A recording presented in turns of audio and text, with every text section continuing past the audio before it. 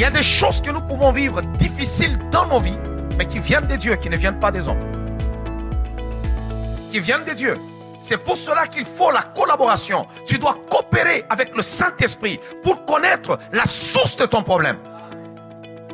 Parce que si la source de ton problème est Dieu, sache que Dieu poursuit quelque chose dans ta vie. L'expérience du désert, l'expérience des épreuves, c'est la transformation pour que nous puissions porter l'image de son Fils. Et tant qu'on n'a pas compris, on ne quittera pas le désert. Lorsque Dieu nous fait passer le désert, c'est pour qu'on comprenne certaines choses. De ce que l'Éternel l'avait rendu stérile. Comprenez d'abord très bien.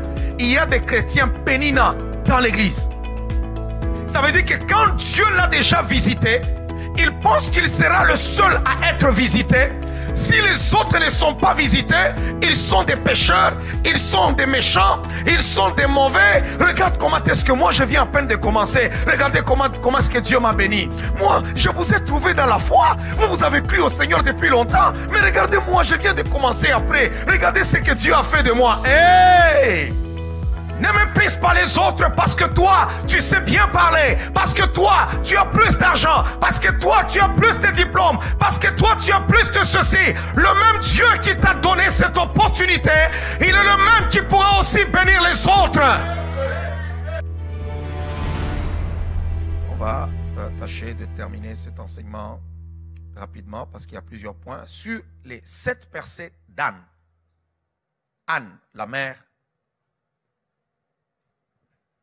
de Samuel. Les 7 percées de Anne. Anne, la mère de Samuel. L'histoire de Anne se trouve dans le livre de 1 Samuel, chapitre 1er. 1 Samuel, chapitre 1er. Samuel est un grand prophète en Israël. Un grand prophète. C'est par lui que Saül est devenu roi. Il l'a oint. Il a été juge et prophète en Israël dans une période sombre où il n'y avait pas de prophète au milieu des enfants d'Israël. Les enfants d'Israël ont même oublié c'était quoi le prophète. Regardez toute la période des juges, vous ne verrez pas une seule prophétie de Samson, ni une prophétie de Gédéon, d'une prophétie de Déborah, une prophétie de tout ce qu'on connaît comme juge. Non. Mais cependant, lorsque Samuel est arrivé, la voix prophétique a été restaurée. Alléluia. Cet homme-là a une mère. Et c'est de cette femme-là que nous allons parler et étudier. Parce que dans la Bible, lorsqu'on prend une histoire, pour l'écrire dans ce livre, ce n'est pas pour rien. Il y a beaucoup d'histoires dans la parole de Dieu. Mais tu vas voir que tu ne connais pas toutes les histoires, mais il y a des histoires que nous connaissons. Et il y a beaucoup de choses qui se sont passées sur cette terre dont nous ignorons. Mais Dieu a trié des choses qui nous seront utiles et qui pourront aussi nous servir d'exemple et d'enseignement afin que nous puissions le servir comme il le faut. Alléluia. Alors, ce matin, je vais commencer avec l'histoire de Anne. Anne. Son nom signifie faveur ou grâce. C'est ça, Anne. Il y a des noms bibliques que vous prenez, vous bénissez vos enfants. Tu dis à ton enfant, toi tu vas t'appeler je ne sais pas quoi, mais cependant, ces noms-là ne signifient rien. Tu peux donner à ton enfant le nom de Caleb, c'est bien. Caleb avait bravé le désert pour aller hériter la terre promise, mais cependant, Caleb signifie chien. Alors, avant de donner un nom biblique à ton enfant, il faut d'abord en connaître le sens. Alléluia. C'est très important. Par moments, nous donnons des noms aussi aux gens à travers le personnage, mais il faut connaître aussi la signification. Anne signifie faveur. Parce qu'en ce temps-là, on ne donnait pas des noms comme ça au hasard. Le nom était une projection prophétique de ce que la personne sera. Le nom définissait le potentiel. C'est très important. Amen. Est-ce qu'on peut encore acclamer le roi des rois?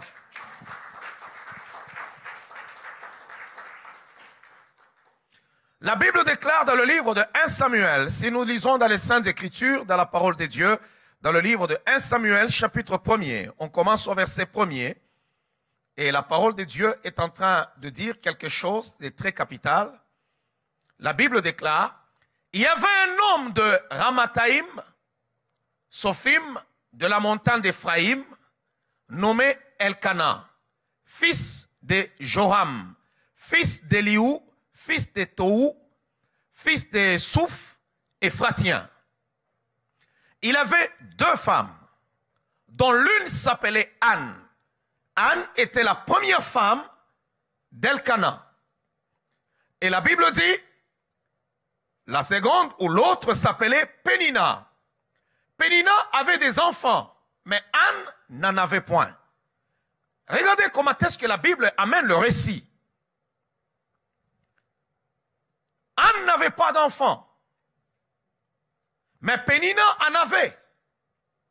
Et la parole déclare, chaque année, cet homme montait de sa ville à Silo pour se prosterner devant l'Éternel des armées et pour lui offrir des sacrifices. Là se trouvaient les deux fils d'Élie, Ophni et Phiné, sacrificateurs de l'Éternel. Le jour où Elkana offrait son sacrifice, il donnait des portions à Pénina sa femme et à tous les fils et à toutes les filles qu'il avait d'elle. Mais il donnait à Anne une portion double, car il aimait Anne, que l'Éternel avait rendue stérile.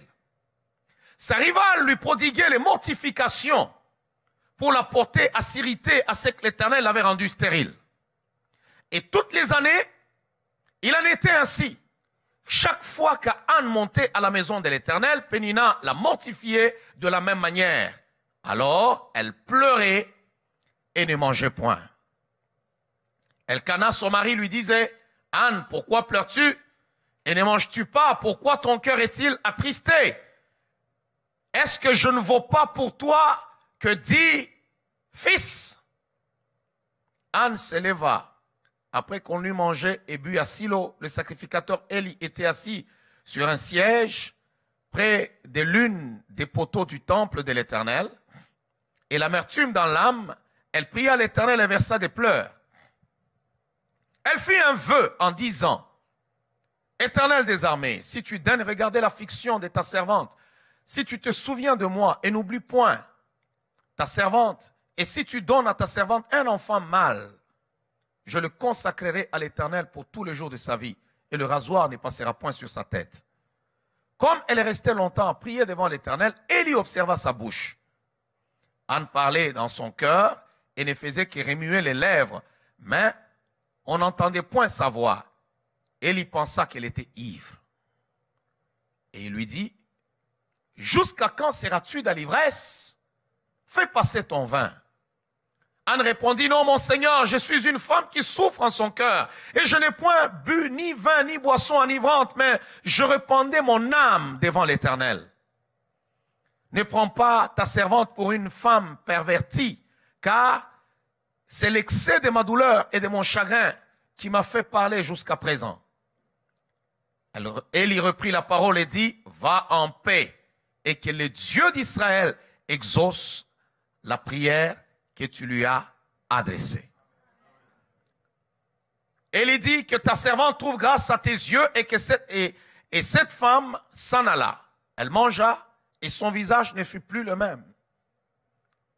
Ils se levèrent dès bon matin, et après s'être prosternés devant l'Éternel, ils s'en retournèrent et revinrent dans leur maison à Rama. Elkana connut Anne sa femme, et l'Éternel se souvint d'elle. Alors, plus tard, on nous parle d'abord ici, l'Éternel se souvint d'elle, et plus tard on nous dit, Dieu visita Anne. Je vais établir la différence entre ce souvenir, le souvenir de Dieu, quand Dieu se souvient de quelqu'un, et quand Dieu visite une personne. Alors, on va aller voir aussi le cantique que Anne a pu faire lorsqu'elle a chanté pour l'Éternel, après qu'elle eut reçu son enfant. Elle a chanté, et la parole d'ailleurs de Dieu nous dit quelque part que Anne, lorsque le Seigneur l'a bénie,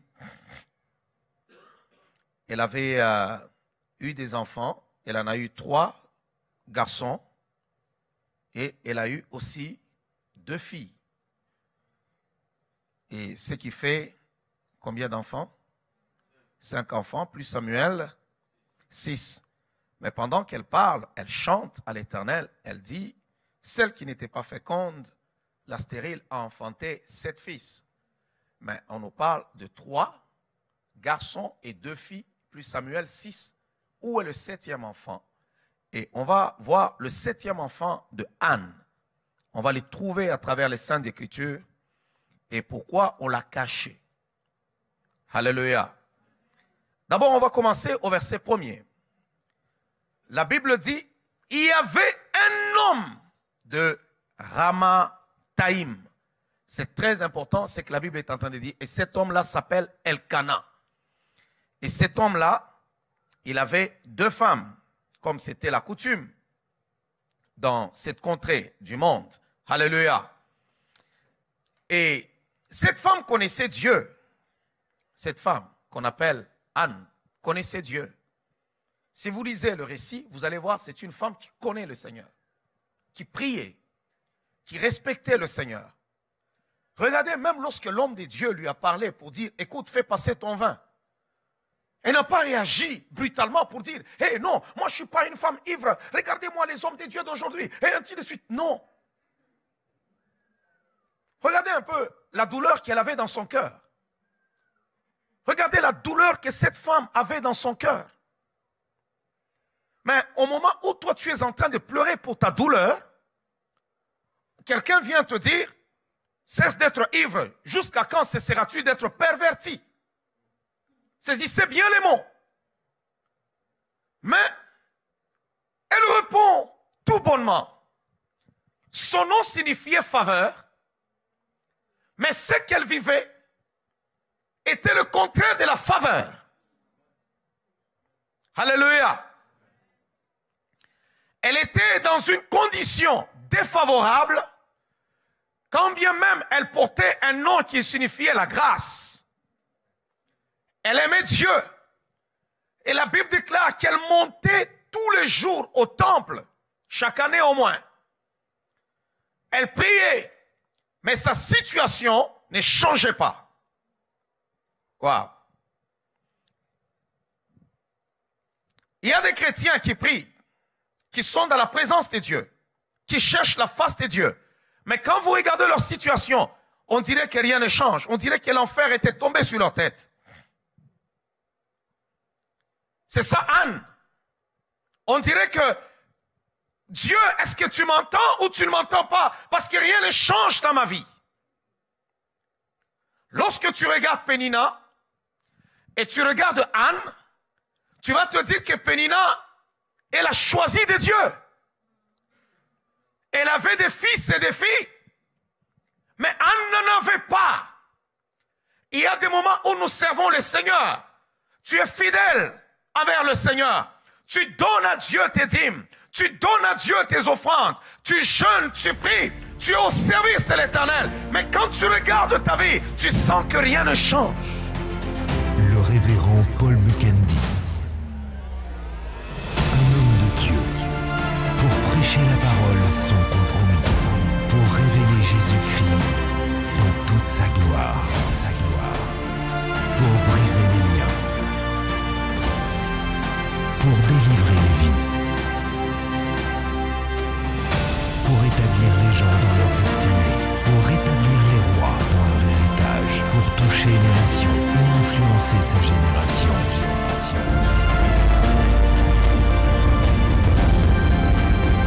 Un prédicateur authentique, audacieux, surprenant, vrai.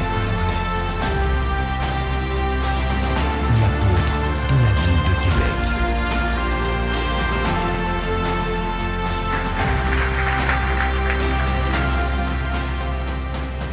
Alléluia. Une femme qui observait les commandements de Dieu, mais sa condition était toujours défavorable.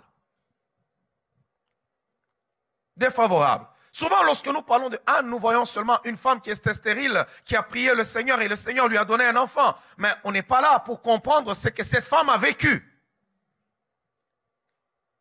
C'est une femme pieuse.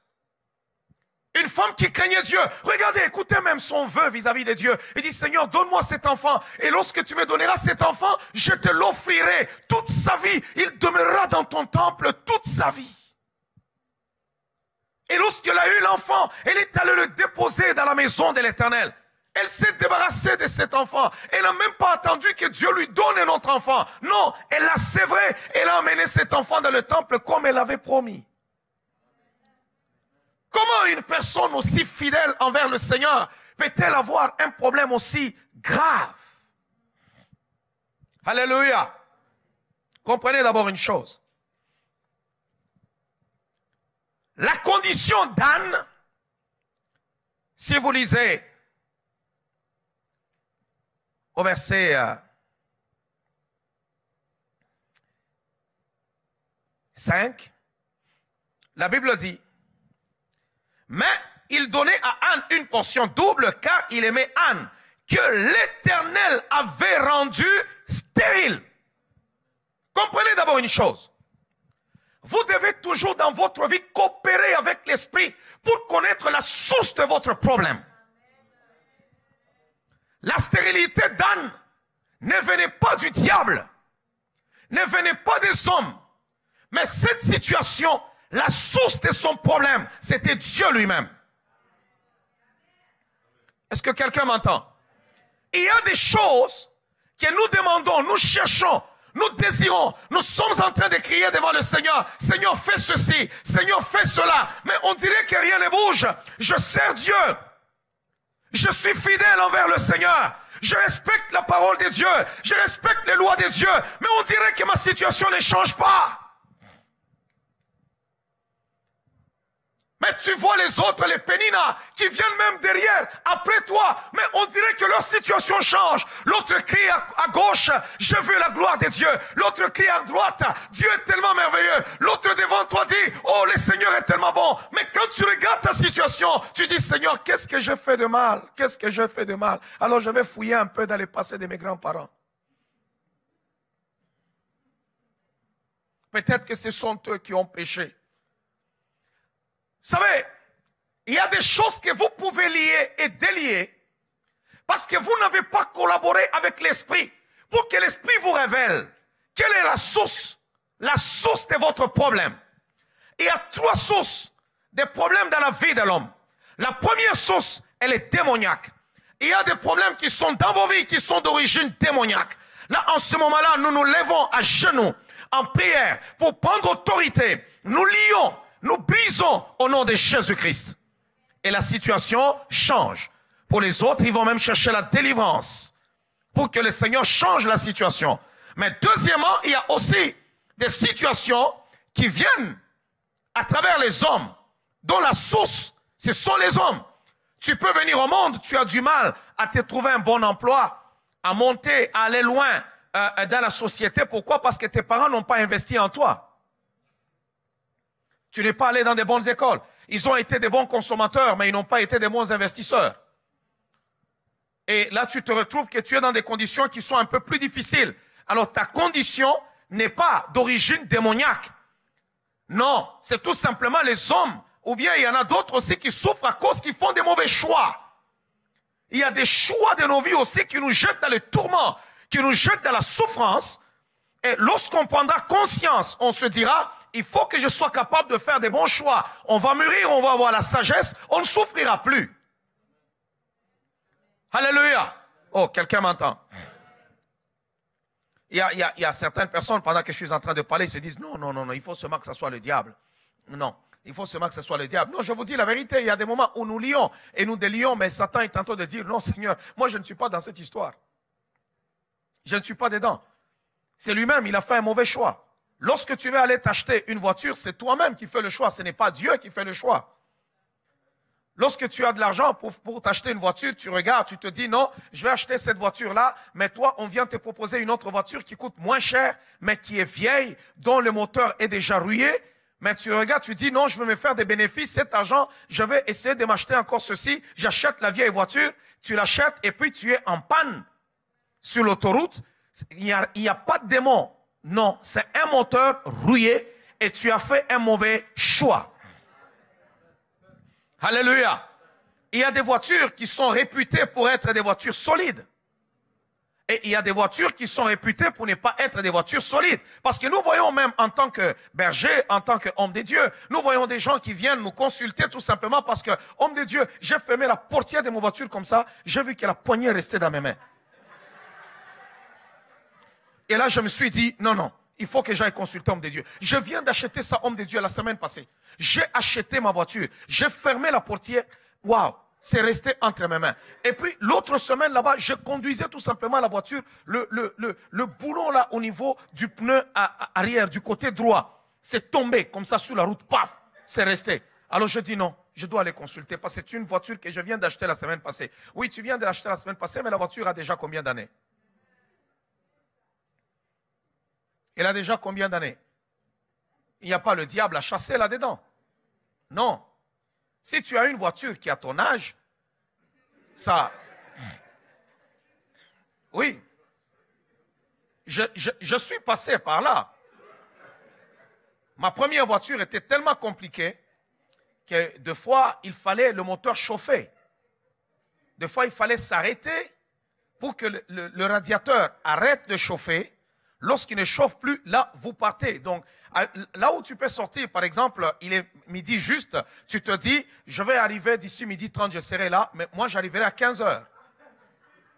Parce qu'il faut attendre, il fallait avoir l'eau du radiateur, là-bas, du côté du passager. Vous avez l'eau, le tuyau qui passe par là, et ainsi de suite. Donc, je ne peux pas chasser le diable. Si le frein de ta voiture ne tient plus, ce n'est pas une affaire de Satan. Tu as fait un mauvais choix. Tu vas t'acheter une voiture qui est sans nom. On l'a fabriquée où? On ne sait même pas. Non, ça, ce sont des nouvelles fabrications. Non, il y a des marques qui ont déjà fait le nom, qui ont déjà fait des preuves. Alléluia. Il y a des choix de nos vies qui font en sorte que nous soyons malheureux. Qui n'ont rien à voir avec le diable ou bien qu'est-ce que Dieu veut m'enseigner. Non, arrête seulement de faire les mauvais choix et tu seras heureux. Waouh, waouh, waouh, waouh. Est-ce que quelqu'un m'entend? Acclamons le roi des rois.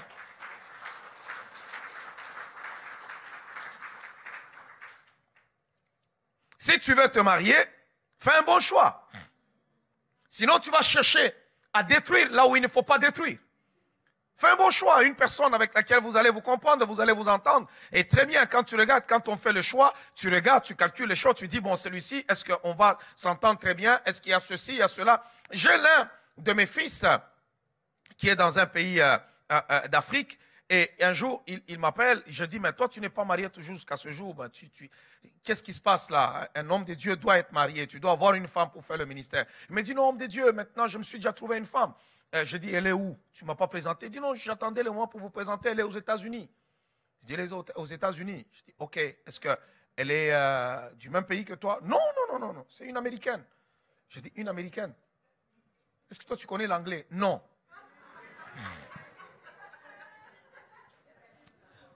Comprenez même d'abord, là vous avez ri, mais il y a encore plus compliqué que ça.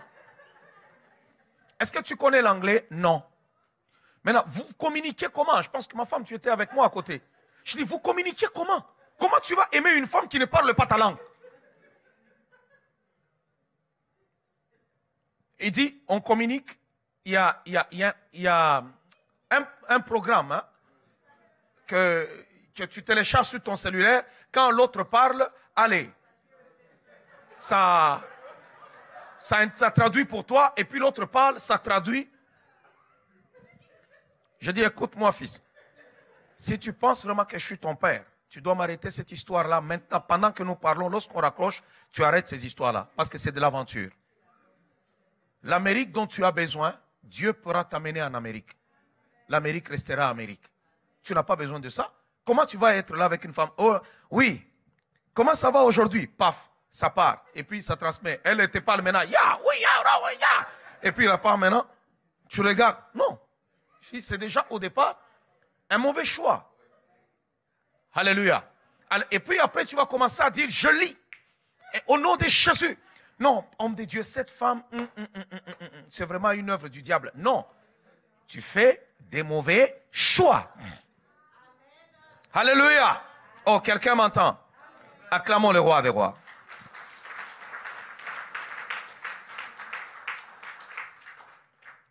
Alors, Anne, dans sa condition, vivait des moments difficiles.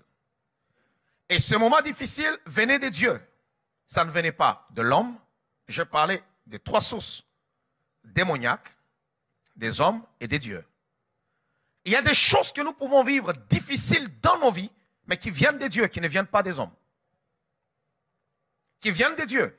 C'est pour cela qu'il faut la collaboration. Tu dois coopérer avec le Saint-Esprit pour connaître la source de ton problème. Tu dois connaître, oh dis à ton voisin, tu dois connaître la source de ton problème. Là, tu sauras prier. Parce que si la source de ton problème est Dieu, sache que Dieu poursuit quelque chose dans ta vie. L'expérience du désert, l'expérience des épreuves, c'est la transformation pour que nous puissions porter l'image de son Fils. Et tant qu'on n'a pas compris, on ne quittera pas le désert. Lorsque Dieu nous fait passer le désert, c'est pour qu'on comprenne certaines choses. Waouh, waouh, waouh, waouh, waouh, waouh, waouh, waouh. Est-ce que quelqu'un m'entend? Et la Bible dit, il y avait sa rivale. Au verset 6, sa rivale lui prodiguait les mortifications pour la porter à s'irriter de ce que l'Éternel l'avait rendu stérile. Comprenez d'abord très bien. Il y a des chrétiens péninants dans l'église. Ça veut dire que quand Dieu l'a déjà visité, il pense qu'il sera le seul à être visité. Si les autres ne sont pas visités, ils sont des pécheurs, ils sont des méchants, ils sont des mauvais. Regarde comment est-ce que moi je viens à peine de commencer. Regardez comment est-ce que Dieu m'a béni. Moi, je vous ai trouvé dans la foi. Vous avez cru au Seigneur depuis longtemps. Mais regardez moi, je viens de commencer après. Regardez ce que Dieu a fait de moi. Hey!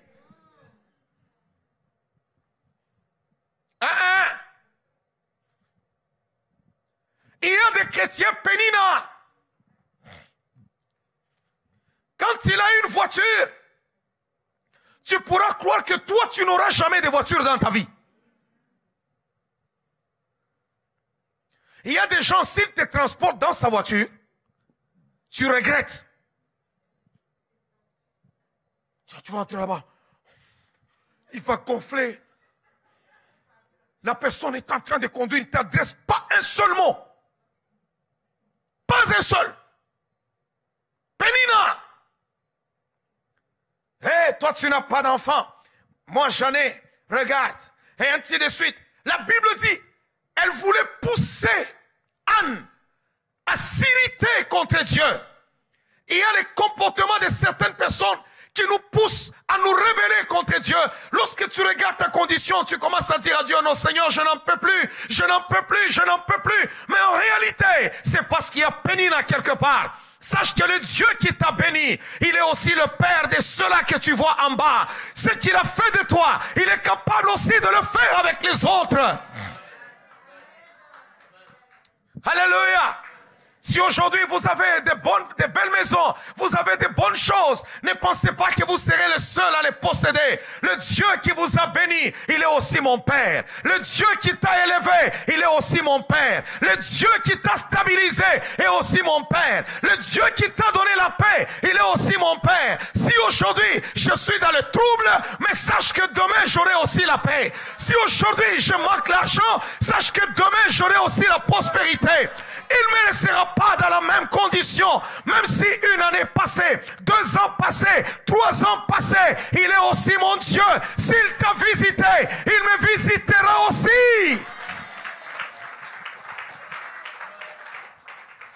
Waouh, waouh, waouh, waouh, waouh. En plus, il y a des gens qui souffrent, non pas parce que le diable a fermé leur vie, mais parce que tout simplement le Dieu des cieux s'est levé et il veut leur apprendre quelque chose. Oh, quelqu'un m'entend? Il Il y a des Pénina, même dans l'église de Dieu, quand ils te regardent avec les regards. Si toi, tu n'es pas marié, tu vas voir la personne qui est là-bas. Tu veux parler à son mari, la façon dont elle va te regarder. Pour dire, elle va chercher pour toi. Laisse-le tranquille. Waouh, tu te sens humilié. Tu te sens vraiment qu'on t'a diminué. Et à chaque fois, on te diminue de cette façon-là. Moi, je connais des gens, quand il est élevé, même pour te dire bonjour, ça devient un problème. Écoute, bien-aimé dans le Seigneur, ce que Dieu a fait avec toi, il peut le faire aussi avec les autres, et plus même. Ne sois pas méchant avec les autres, parce que la journée où Dieu les visitera, tu ne seras pas capable de le regarder en face. Alléluia. Tu ne seras pas capable de le regarder en face. C'est très important. Dieu est fidèle. Il est fidèle. Dis à ton voisin, ne sois pas Pénina. Ne sois pas Pénina. Ne te moque pas de moi. Ne sois pas Pénina. Alléluia. Le même Dieu qui t'a béni, il est le même aussi qui pourra me bénir. Le même Dieu qui t'a élevé, il peut aussi m'élever. Écoutez, Dieu ne doit rien à personne. Mais ce que Dieu doit à tout homme, c'est l'opportunité. Peut-être que tu as eu une opportunité d'aller de l'avant et tu commences à mépriser les autres. Mais sache que mon tour aussi viendra. Ah ouais, mon tour viendra aussi. Et lorsque mon tour viendra, savez que Dieu ne ramène pas seulement les mêmes choses. Hein. Dieu fait toujours plus. Peut-être qu'il va faire de moi plus que ce qu'il a fait de toi. Moi, je connais des gens, des serviteurs de Dieu. Lorsque nous, on a commencé à servir le Seigneur, lorsqu'on a commencé à marcher, c'était difficile. Impossible qu'on puisse te recevoir. Impossible qu'on puisse te parler. Mais aujourd'hui,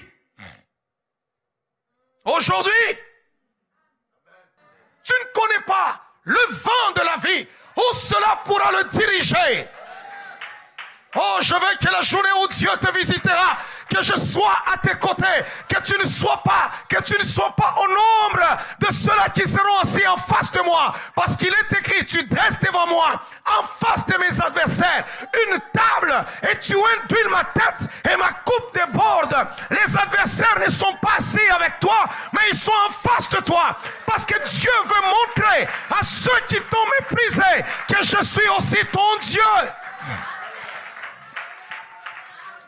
Ne méprise pas les autres parce que toi, tu sais bien parler. Parce que toi, tu as plus d'argent. Parce que toi, tu as plus de diplômes. Parce que toi, tu as plus de ceci. Le même Dieu qui t'a donné cette opportunité, il est le même qui pourra aussi bénir les autres. Waouh, waouh, waouh, waouh, waouh, waouh, waouh, waouh, waouh, waouh. Je vais dire à la vie de quelqu'un que ta condition ne restera pas toujours la même. Non, je vais le répéter. Ta condition ne restera pas toujours la même. J'ai une bonne nouvelle pour toi qui pleures, pour toi qui souffres. Ta condition ne restera pas toujours la même.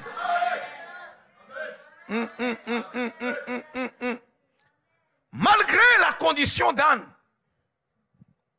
regardez ce qui se passe. Malgré sa condition, ce qui me frappe, la Bible déclare que Elkana lui donnait la double portion.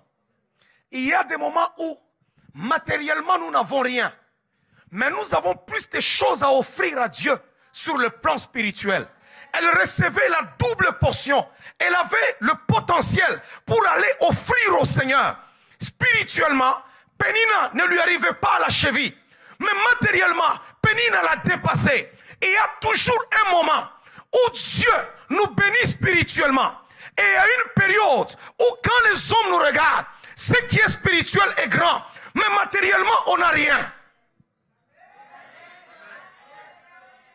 Matériellement on n'a rien. Quand quelqu'un te regarde, te dit mais lui là, seulement de longues prières. Il prie, mais le mariage n'arrive pas. Il prie, mais l'argent n'est pas là. Il prie, mais il n'est jamais béni. Mais laisse-moi te dire que c'est le spirituel qui contrôle le physique. Il y a toujours un moment où ce qui est spirituel va se matérialiser.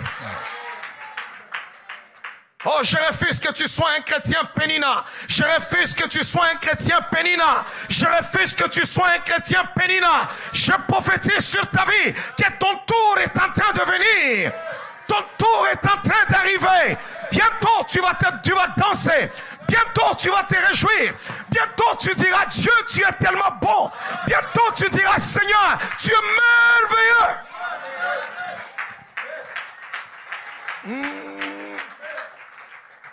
Alléluia.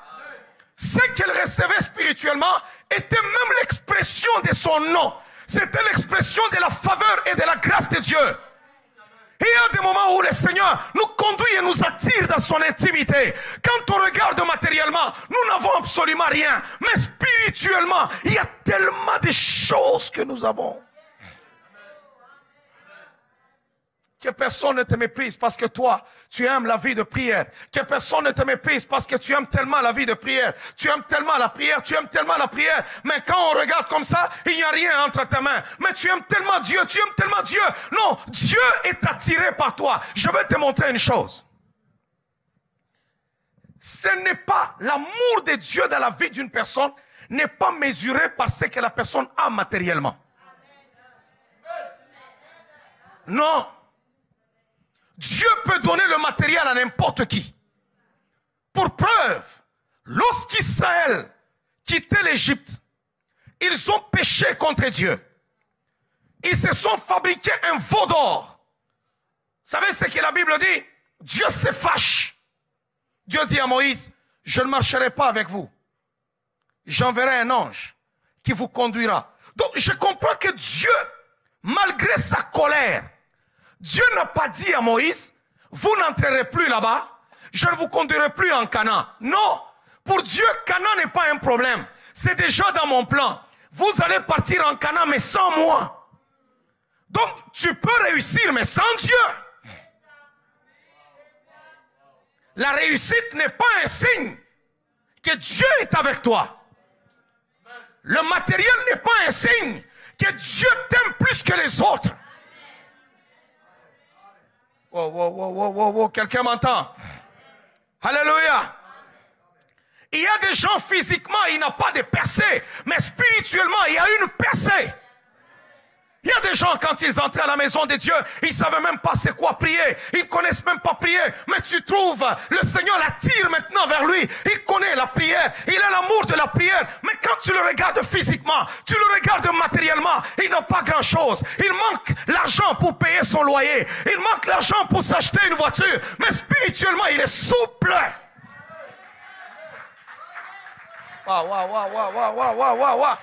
Mais il y a des gens qui s'amènent dans la présence de Dieu, dont ils ont tout le matériel, ils ont l'argent qu'il faut, mais quand vous le regardez spirituellement, il n'y a rien de Dieu en eux. Il n'y a rien de Dieu. Wow. Que Dieu t'aide ce matin. Quelqu'un peut dire au Seigneur, Seigneur, aide-moi. Le fait que Dieu nous bénisse spirituellement ne veut pas dire qu'il nous aime plus que les autres. Non, ce n'est pas à cause du matériel. Alléluia. Il y a des choses au-dedans de nous qui attirent Dieu. Dieu a besoin d'abord des choses qui sont spirituelles. C'est là que Dieu dit à Moïse, mon ange marchera devant vous. Moi, je n'irai pas avec vous. Moïse dit à Dieu, hé, si toi-même tu ne marches pas avec nous, je refuse Canaan sans toi. Nous resterons ici. Pas un ange nous conduira. Mais nous avons besoin de toi. Moi, c'est toi dont j'ai besoin. Je n'ai pas besoin d'un ange. Je n'ai pas besoin de Canaan. Mais moi, j'ai besoin de toi. Wow. OK. Je vais essayer d'aller rapidement. Première percée. Je parlais des 7 percées de Anne. J'étais juste en train d'introduire. Première percée. Être capable de faire face aux critiques des hommes. Première percée. Être capable de faire face aux attaques ou aux critiques des hommes. C'est le premier point dans la vie de tout homme.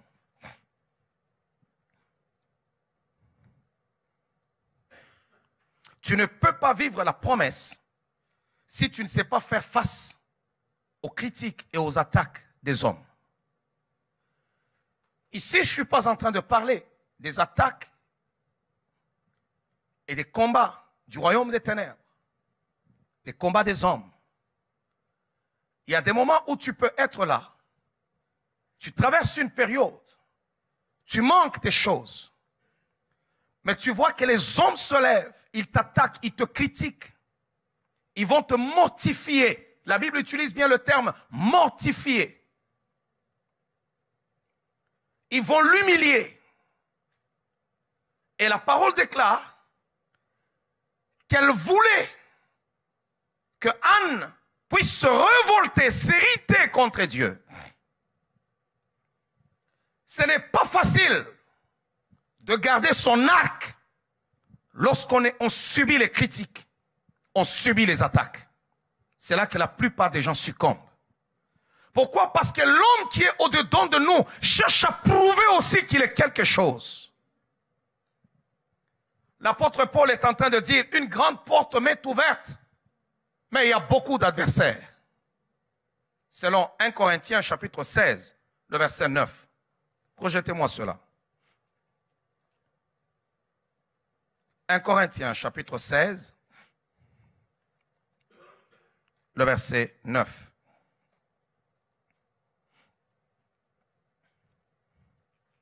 Alléluia. La parole est en train de dire,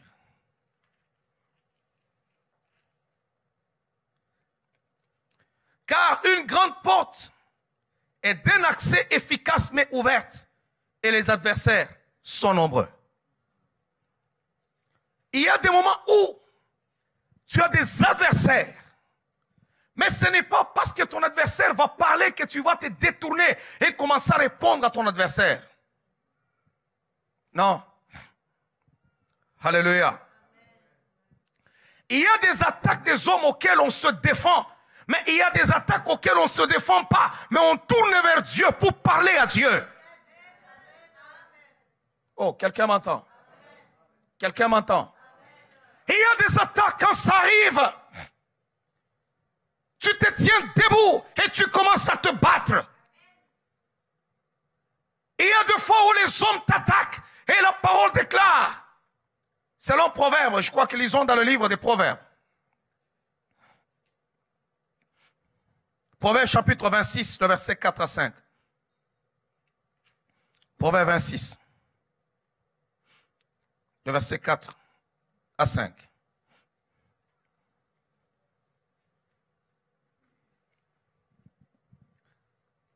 Que feras-tu lorsque tu es là-bas? On te voit tous les jours dans le temple. Tu es là en train de prier, chercher la face de Dieu. Mais le mariage ne vient jamais. Et tu entends que quelqu'un est en train de te critiquer pour dire que cette sœur-là, elle ne trouve jamais le mariage. Et ainsi de suite. Mais elle est la première à tomber. Chaque fois qu'on prie pour les gens, c'est elle. Quand on appelle les gens qui veulent se marier, c'est elle qui passe en premier. Et puis après, paf, elle va tomber, elle va même trembler. Quand on dit ceci, elle le fait. Il faut la regarder bien, ça là. Il faut vraiment la regarder bien. Le diable fera que ça te parvienne aux oreilles. Il y a des attaques que nous devons toujours endurer dans la vie afin de vivre la promesse. Parce que la Bible dit, tu as lutté avec Dieu et avec les hommes. Il y a toujours un combat avec les humains. Même si ça fait mal, il y a des attaques auxquelles on ne répond pas, mais on se tourne vers Dieu, on se prosterne devant le trône de la grâce et on dit au Seigneur, Seigneur, est-ce que tu entends ce qu'ils disent? Alléluia. Il y a des moments où, au temps difficile, il y a toujours des gens qui vont vous critiquer au temps difficile. Lorsque tu vas manquer, lorsque tu seras secoué, il y a toujours des gens qui vont te critiquer. Mais est-ce que tu dois répondre à tout? La Bible dit, ne réponds pas à l'insensé selon sa folie, de peur que tu ne lui ressembles. Bien entendu, il y a des moments où la Bible dit, réponds à l'insensé selon sa folie, afin qu'il ne se regarde pas comme sage. Donc, il faut savoir utiliser quand est-ce que je dois répondre et quand est-ce que je ne dois pas répondre. Oh, tu as besoin du discernement. Oh, dis à Dieu, Seigneur, j'ai besoin du discernement. J'ai besoin du discernement. J'ai besoin du discernement. Alléluia. Il y a des gens, vous savez, il y a des gens qui savent faire mal. Pénina. Pénina.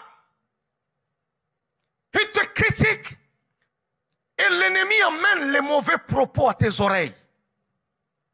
Bien-aimé, et là maintenant tu te lèves. Tu regardes, toi, et ainsi de suite. Non, tu ne gagneras rien dans cette bataille. Va à genoux, prosterne-toi. Je me souviens David en train de fuir. David était en train de fuir Jonathan, plutôt Absalom, son fils. Il fouillait Jérusalem. Absalom l'a fait fuir. Et pendant qu'il partait, il y avait un homme qu'on appelle Shimei qui s'est tenu à l'extérieur, qui a commencé à l'humilier. Il insultait, il humiliait. Et il y avait Abishai à côté qui a dit non au roi. Quel est ce chien pour insulter mon Seigneur, mon roi? Ordonne que j'aille lui couper la tête. David dit non, laisse-le. Laisse-le. Si ce qu'il dit vient de l'Éternel, ok. Et qui sait si Dieu changera ces propos-là, ces malédictions-là en bénédiction. Donc il s'est jeté contre terre pour dire à Dieu, Seigneur, est-ce que tu entends ce que la maison de Saül est en train de dire? C'est toi qui m'as fait la promesse de la royauté.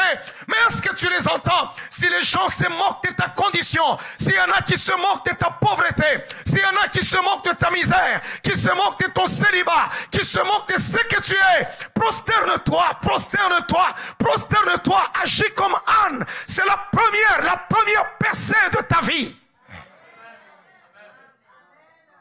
Il y a des gens, ils sont prêts tout simplement à se battre. Il suffit qu'ils entendent seulement que tu l'as critiqué, il va prendre le téléphone. Passez-moi le téléphone, passez-moi. Toi là, il y a des moments où tu dois ramener les choses à l'ordre. Mais il y a des moments où tu n'en as pas besoin.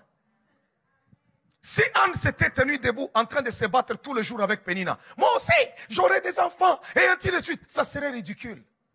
Par contre, les critiques de Pénina ont poussé Anne à avoir l'amertume. Cette amertume, pour qu'elle ne devienne pas amère face à la vie, mais elle s'est tournée maintenant vers Dieu pour dire, Seigneur, ce que tu as fait pour les autres, tu peux aussi le faire avec moi. Regarde Seigneur, regarde Seigneur, regarde Seigneur. Dieu a une raison pourquoi il t'a rendu stérile.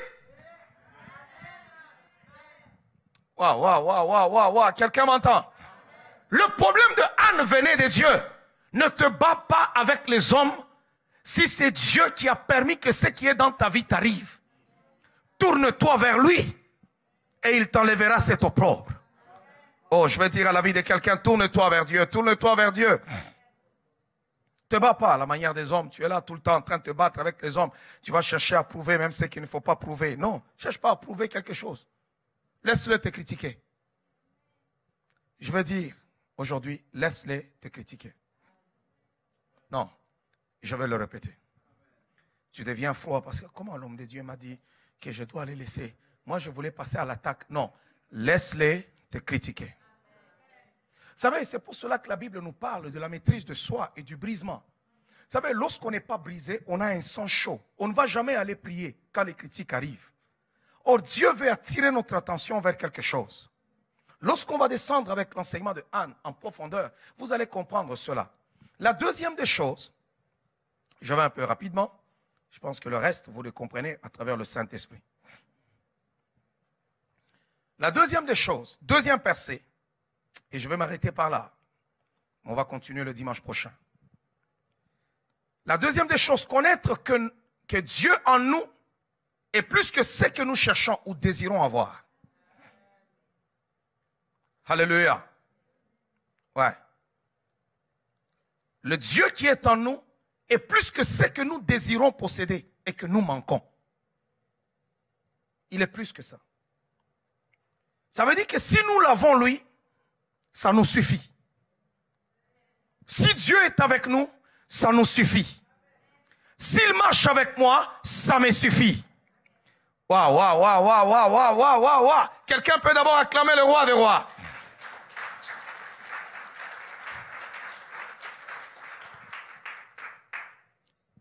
Au verset 8, dans 1 Samuel, toujours chapitre 1er, le verset 8e, la Bible est en train de dire quelque chose. Elkana, son mari, lui disait, Anne, pourquoi pleures-tu et ne manges-tu pas? Pourquoi ton cœur est-il attristé? Est-ce que je ne vaux pas pour toi mieux que 10 fils? Donc ma présence te suffit. Il y a des gens, quand ils viennent à l'église, ils mettent Dieu dans la balance avec leurs problèmes. Alors, quand ils sentent qu'ils n'ont pas obtenu ce qu'ils désirent, ce qu'ils cherchent, ils abandonnent la foi. Ou ils deviennent froids. Leur visage change vis-à-vis de Dieu, vis-à-vis des choses spirituelles. Pourquoi? Parce que le problème pèse tellement dans la balance plus que Dieu. Alors là, la personne change son attitude vis-à-vis des choses spirituelles. Non, bien-aimé dans le Seigneur, je ne peux pas abandonner ma vie de prière. Je ne peux pas abandonner ma constance de servir Dieu à cause des afflictions que j'ai. Je sais que mon Dieu est capable de me sauver dedans.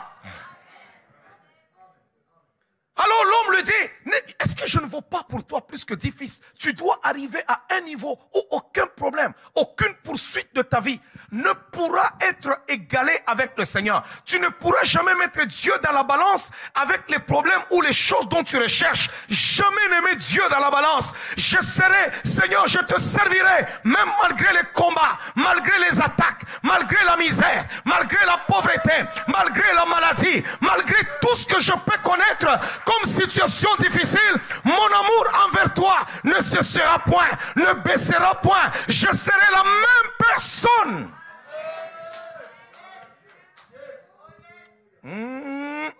Oh, quelqu'un m'entend? Non, je pensais que tu allais acclamer le roi des rois.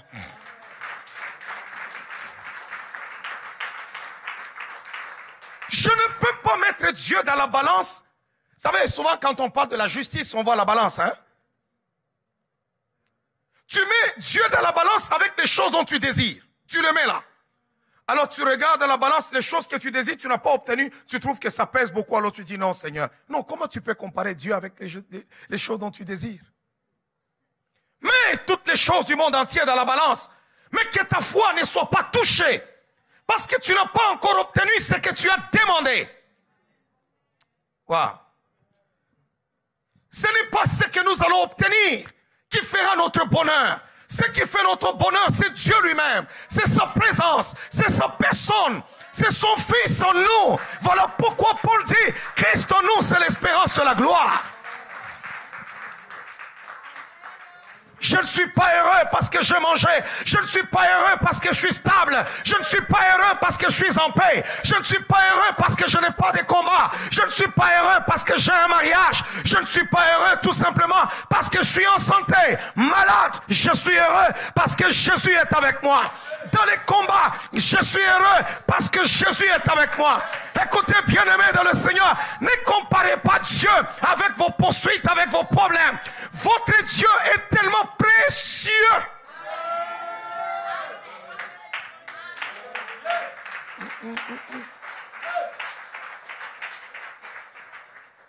Tu peux prier tous les jours, tu peux être là, prier, jeûner. Mais tu sors comme ça, tu trouves que, Seigneur, je priais, je jeûnais, mais je n'ai pas obtenu ce que je cherchais. Je n'ai pas obtenu ce que je désirais. Est-ce pour autant qu'on va abandonner la vie de prière? Est-ce pour autant que ma vie devient froide? Tu es un faux chrétien, tu es un faux chrétien. Tu es un chrétien qui est au niveau du parvis. Mais avance encore avec Dieu. Entre dans le lieu saint et arrive encore dans le saint de saints. Ah. Lorsque tu es avec lui, lorsque tu l'as trouvé, Elkana dit à sa femme, je vaux pour toi plus que 10 fils. Alors as-tu besoin de quoi? Pourquoi tu te lamentes? La présence de Dieu dans nos vies. La présence de Dieu est plus que tout. Non, la présence de Dieu dans nos vies.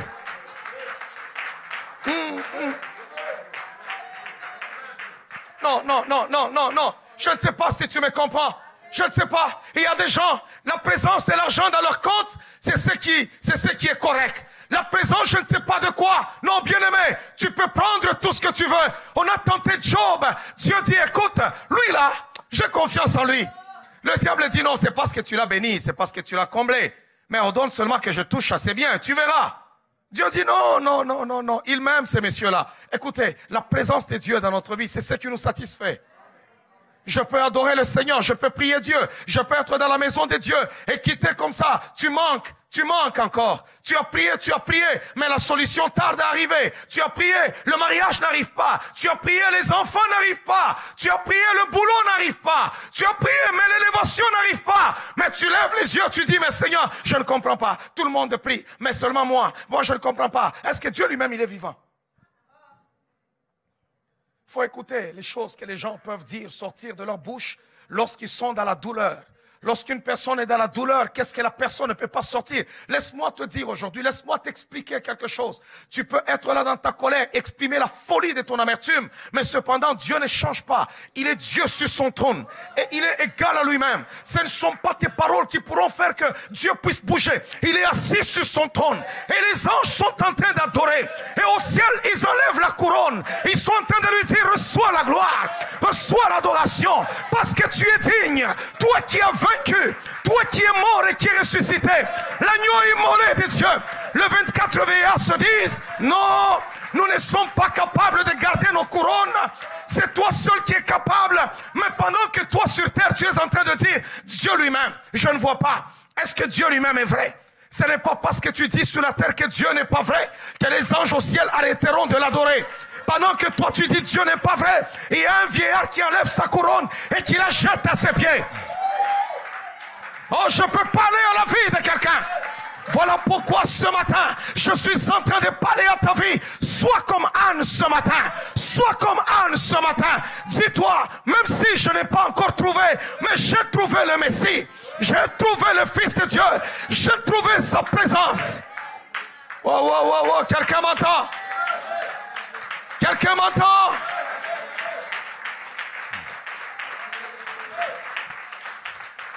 J'ai vu des gens, leur vie de prière a basculé carrément. Leur amour envers Dieu, leur attachement envers Dieu a basculé parce qu'ils ont poursuivi des choses et ils ne les ont pas obtenues. Alors ils se sont refroidis.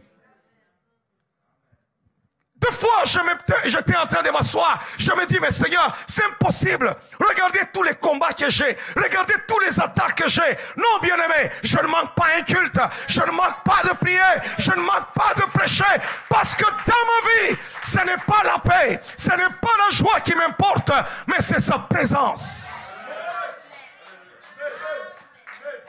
Voilà pourquoi il y a des hommes qui ont accepté d'être jetés dans la fournaise. Voilà pourquoi il y a des hommes qui ont accepté d'être jetés dans la fosse aux lions. Mais ils savaient que leur Dieu était vivant. Et Dieu a été capable de les délivrer de la fournaise, de les délivrer de la fosse aux lions. Je parle à ceux qui souffrent, mais qui gardent l'espérance que la présence de Dieu dans leur vie. Et plus que tout, sache que ton Dieu te sortira de là. En aucune fois, je me suis levé un matin où je m'assois dans ma chambre et je dis non ma femme, j'ai du mal à aller prêcher aujourd'hui. Je vais rester chez moi à la maison. En aucune fois où je vis ma femme venir commencer à me fortifier pour dire non, lève-toi, va. Non, je connais que sa présence me suffit. Sa présence. Dis d'abord à ton voisin, sois un vrai chrétien. Je commençais par établir une chose. Cette femme, son nom signifie faveur. Elle était la faveur. Mais ce qu'elle vivait n'était pas la faveur. Alléluia. Ce qu'elle vivait était le contraire. Elle était aimée par Elkanah. Dieu peut t'aimer. Mais ce que tu vis dans ta vie, c'est comme le contraire de l'amour. Alors Elkanah vient pour lui dire, ma présence dans ta vie vaut mieux que 10 fils. Alors arrête de poursuivre. Arrête d'être triste. Ne mets plus Dieu dans une balance. Alors tu mets là-bas, tu commences à calculer. Bon, de toutes les manières, j'ai même jeûné, j'ai fait même mes offrandes, j'ai donné. Et puis surtout quand une personne a déjà donné, hein, ceux-là, ils sont très dangereux. J'ai donné. Je n'ai rien vu. Moi, j'ai rien vu. Si prochainement on me demande, je ne donne plus. Là, je change maintenant de stratégie. Je vais donner utile. Qui peut donner au Seigneur. Pourquoi dans mon cœur, je me dis, quand je donne, je ne vois rien. Tu as menti. c'est parce que tu poursuis autre chose. Garde ton argent. Garde tes affaires. Mais nous continuerons encore à servir Dieu. Comment un homme qui est attaqué chaque matin, comment un homme qu'on est en train de cerner, mais qui se tient toujours debout et qui dit Jésus-Christ est vivant. Si l'ennemi pense que je vais venir prêcher le contraire, je ne prêcherai pas le contraire. Parce que je sens sa victoire en moi. Je sens sa paix en moi. Je sens sa force en moi. Je sens son pouvoir en moi. Écoutez, vous pouvez tout me raconter. Vous pouvez même me dire que Cyril en face de moi n'est pas vrai. J'accepterai. Vous pouvez me dire que Patrick n'est pas vrai. J'accepterai qu'il est faux malgré que je l'ai vu. Je dis, oh, est-ce que c'est un rêve? Je connaissais un monsieur qui s'appelle Drogui. Mais tu peux me dire, non, il n'a jamais existé, j'accepterai. Mais si tu viens me dire que Dieu n'existe pas, je te dirai, mais c'est impossible. Parce que Drogui, je ne l'ai jamais senti dans mon cœur. Mais Jésus, il est assis dans mon cœur. C'est impossible. Oh, oh, oh, oh. Voilà pourquoi il y a des gens qu'on a sciés, mais ils n'ont pas renié le maître. Pourquoi? Parce que la foi, Dieu, c'est une affaire de cœur. Quand il entre en toi, il fait un désordre, il va balayer, il prend son trône et il vient, il s'assoit dans ton cœur. Et c'est là que l'apôtre Paul pose la question, qu'est-ce qui nous séparera de l'amour du Christ? Ni la mort, ni la hauteur, ni la profondeur, ni le siècle présent, ni le siècle à venir. Personne de ces choses ne pourront nous séparer de l'amour de Dieu manifesté en Jésus-Christ. Je vaux pour toi plus que 10 fils. Alors arrête de t'inquiéter. Si tu es avec moi, ça suffit. Alors prends d'abord tes inquiétudes ce matin, mets-les de côté. Dieu est vivant. Oh, je suis en train de parler à la vie de quelqu'un. Dieu est... Si tu es en train de poursuivre quelque chose, sache que le Seigneur est... Mais ne rejette pas Dieu. Il y a des gens, s'ils ne trouvent pas ce qu'ils poursuivent, ils rejettent Dieu. Même sa façon de venir à l'église change.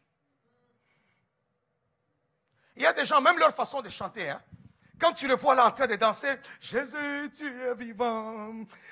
Poser la question ce temps-là, dans le conte, c'est très bon. Tant qu'il ne trouvera pas ce qu'il désire, même les mains pour dire je te loue. Non, tu vois la personne là. Écoute, tu peux ne pas adorer Dieu.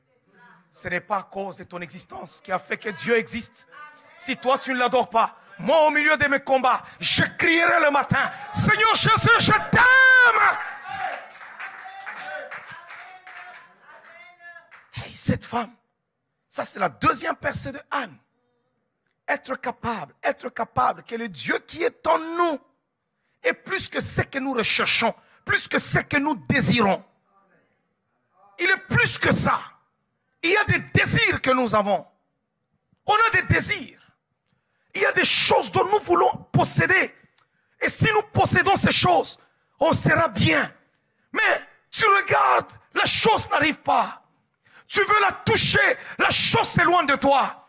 Alors le diable vient à travers Pénina. Il te dit, regarde comment est-ce que tu manques. Regarde ceci. Alors la personne dit, non, je ne peux plus continuer à commencer à jeûner. Je me suis assez torturé avec les jeûnes. Là, ce n'est plus, je louais Dieu avec les jeûnes. Ça devient, je me suis torturé avec les jeûnes. Je ne veux plus commencer à donner à Dieu. Je gaspille.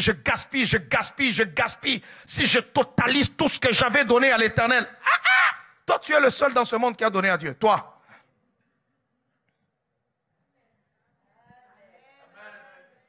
Tu es le seul qui a donné à Dieu. Prends d'abord tout ce que tu as donné à Dieu. Prends-les. Compte-les. Je verrai si ça va arriver 100 000. Tandis qu'il y a des gens dans le monde qui se mettent là, qui disent à Dieu, non Seigneur, mais voici, même tout ce que j'ai, je peux te les donner. Mais j'ai besoin de toi. Moïse dit, même Canaan, je n'en veux pas. Moi, j'ai besoin de toi. On ne quittera pas ces lieux. Je préfère rester dans le désert, mangeant la manne. Mais si toi, tu ne quittes pas avec nous, je reste sous ce soleil. Je reste sous ce sable. Je ne prends pas ce pays où coule le lait et le miel. Moi, c'est toi que je veux. Moi, c'est toi que je veux. Moi, c'est toi que je veux. Je veux parler à la vie de quelqu'un. Lève-toi ce matin pour dire à Dieu, Seigneur, moi, c'est toi que je veux. Les échecs de ta vie ne doivent pas définir l'existence de Dieu dans ta vie. Dieu est vivant malgré les échecs de ta vie. On va se tenir debout. On va se tenir debout. On va continuer dimanche prochain.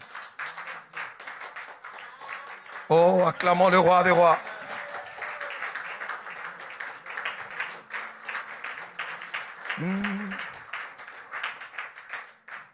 Non, acclamons le Seigneur de gloire.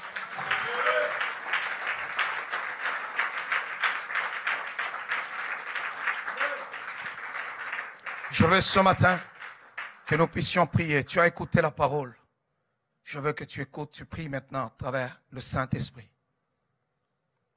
Peut-être que toi, tu as du mal à avoir la maîtrise de soi. La maîtrise de soi. Lorsque tu es attaqué à travers les critiques des hommes, vite, tu es prêt même à réagir, à te battre,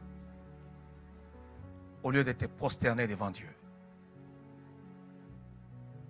Ta réaction pour réagir n'est pas la même réaction pour aller chercher la face de Dieu. Il y a des critiques qui peuvent nous pousser encore à aimer Dieu, à aller chercher sa face pour qu'il nous enlève l'opprobre, qu'il nous enlève la honte. Il y a des situations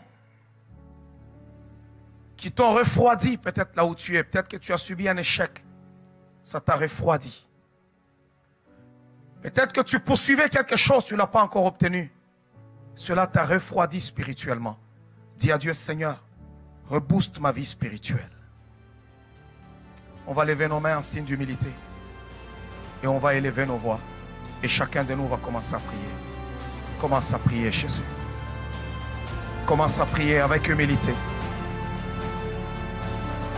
Parle au Seigneur avec humilité.